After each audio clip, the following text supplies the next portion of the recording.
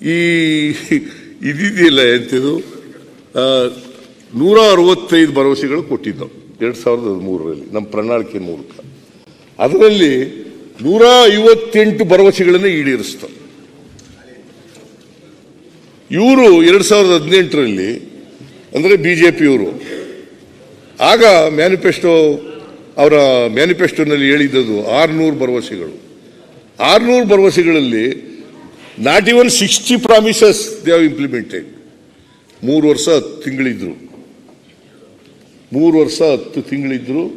Not even 10% of the promises they have made before the people. So ಇದು ಯಾಕಂತಂದ್ರೆ ಅಧಿಕಾರಕ್ಕೆ ಬಂದ ತಕ್ಷಣ ಮೊದಲನೇ ದಿನನೇ 1 ಲಕ್ಷ ರೂಪಾಯಿವರೆಗೆ ರಾಷ್ಟ್ರೀಕೃತ ಬ್ಯಾಂಕ್ಗಳು, ಸೊಸೈಟಿ ಸಾಲಗಳು ಎಲ್ಲ ಮನ್ನಾ ಮಾಡ್ಬಿಡ್ತೀವಿ ಅಂತ. ರಾಷ್ಟ್ರೀಕೃತ ಬ್ಯಾಂಕ್ಗಳು, ಸೊಸೈಟಿ ಸಾಲಗಳು ಎಲ್ಲ ಮನ್ನಾ ಮಾಡ್ಬಿಡ್ತೀವಿ ಅಂತ ಮಾಡಿದ್ರ? ನಾ ಎಲ್ಲನೂ ಹೇಳಕ್ ಹೋಗಲ್ಲ, ಸುಮ್ಮನೆ ಒಂದು ಜ್ಞಾಪಕ ಬಂತು ಹೇಳಿದ್ದೀನಿ ಅಷ್ಟೇ. ಮಾಡಿದ್ರ? 3 ವರ್ಷ 10 ತಿಂಗಳಿದ್ರು. ಇದೇ ಯಡಿಯೂರಪ್ಪನವರು ಕೌನ್ಸಿಲ್ನಲ್ಲಿ ಉತ್ತರ ಕೊಟ್ಟಿದ್ದಾರೆ. ಮಂಜುನಾಥ್ ಕೂತ್ಕೊಳ್ಳಿ, Rizwan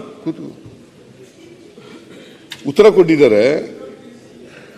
ಉಗ್ರಪ್ಪನವರು leader of the opposition ಆಗಿದ್ರು. ಆಗ ಸಾಲ ಮನ್ನಾ ಮಾಡಿ, ಹಿಂಗೆ ಬರಗಾಲ ಇತ್ತು, ಸಾಲ ಮನ್ನಾ ಮಾಡಿ ಅಂತಂದ್ರೆ, ಏನ್ರಿ ಉಗ್ರಪ್ಪನವ್ರೆ, ನಾವೇನೋ ಚುನಾವಣಾ ಸಂದರ್ಭದಲ್ಲಿ ಹೇಳಿದ್ದೋ ಹಾಗಂತೇಳಿ ನೋಟ್ ಪ್ರಿಂಟ್ ಮಾಡೋ ನೋಟ್ ಇಟ್ಕೊಂಡಿದ್ದೀನಿ, ಮಿಷಿನ್ ಇಟ್ಕೊಂಡಿದ್ದೀನಿ ರೀ, ₹1 ಮನ್ನಾ ಮಾಡಲಿಲ್ಲ.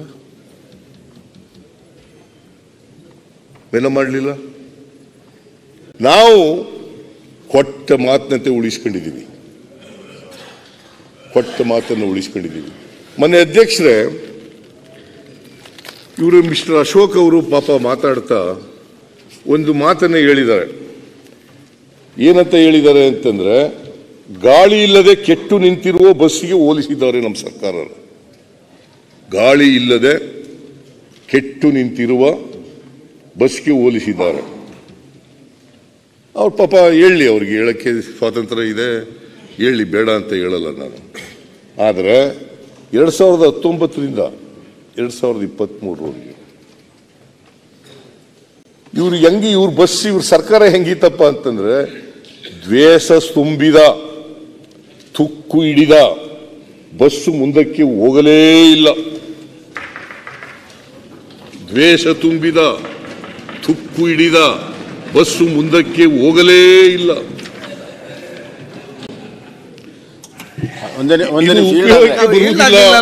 ಬಸ್ಸು ಮುಂದಕ್ಕೆ ಹೋದರೆ ಕೇವಲ ವಿಷದ ಹೊಗೆ ಉಗುಳುತ್ತದೆ, ಉಸಿದ ಹೊಗೆ ಬಿಡುತ್ತದೆ ಎಂದು ಜನ ಹೇಳಿದರು. ಏನ್ ಚೀಫ್ ಮಿನಿಸ್ಟರ್ ನೀವು ಕೂತ್ಕೊಳ್ಳಿ ಬಸ್ ಅಲ್ಲ, ಮಧ್ಯ ಎದ್ದಿತ್ಗಳು ಮಧ್ಯ ನಾ ಎದ್ದಿಲ್ಲ. ಈಗ ನೋಡಿ ಎದ್ದಿದ್ದೀರಿ ಅಲ್ಲ, ಈಗ ನಿಮ್ ಪರ್ಮಿಷನ್ ಕೇಳ್ತಾ ಇದ್ದೇನೆ. ಯಾರು ಪರ್ಮಿಷನ್ ಕೊಟ್ಟಿದಾರ ಇವರು? ನೀವು ಇಲ್ಲಾದ್ರೆ ಕೊಡ್ತಾರ ಅವರು.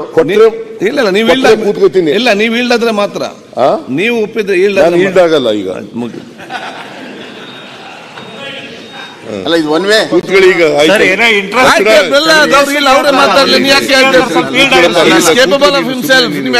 ಅಲ್ಲಲ್ಲ, ಒಂದ್ ನಿಮಿಷ. ಇದು ಪಾರ್ಲಿಮೆಂಟರಿ ಒಳಗೆ ಈ ಕಡೆ ಆ ಕಡೆ ಇದ್ರೆ ಒನ್ ವೇ ಟ್ರಾಫಿಕ್ ಮಾಡಕ್ ಹೊರಟಿದ್ರಿ ನೀವು. ತುಂಬಾ ಸಲ ಆಯ್ತಲ್ಲ, ಆ ಕಡೆ ಕೊಟ್ಟಿದ್ರಿ. ಇದೆ ಆಡಳಿತನೂ ಒನ್ ವೇ ಟ್ರಾಫಿಕ್ ಇದೆ, ಇಲ್ಲಿನೂ ಡಿಬೇಟ್ ಒನ್ ವೇ. ಅವ್ರು ಹೇಳ್ತಾರ್ರಿ, ಅವರು ಬಸ್ಸು ಗಾಳಿ ಇಲ್ಲದೆ ಕೆಟ್ಟು ನಿಂತಿರೋ ಬಸ್ನ ತರ ಇದೆ ಸರ್ಕಾರ ಅಂತಂದು.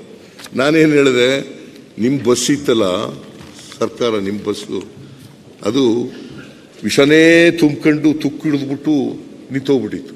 ಯಾಕಂತಂದ್ರೆ ಓಡಿದ್ರೆ ವಿಷದ ಗಾಳಿ ಬೀಸ್ಬಿಡ್ತದೆ ಅಂತೇಳಿ ಅದು ಹೋಗ್ಲಿಲ್ಲ.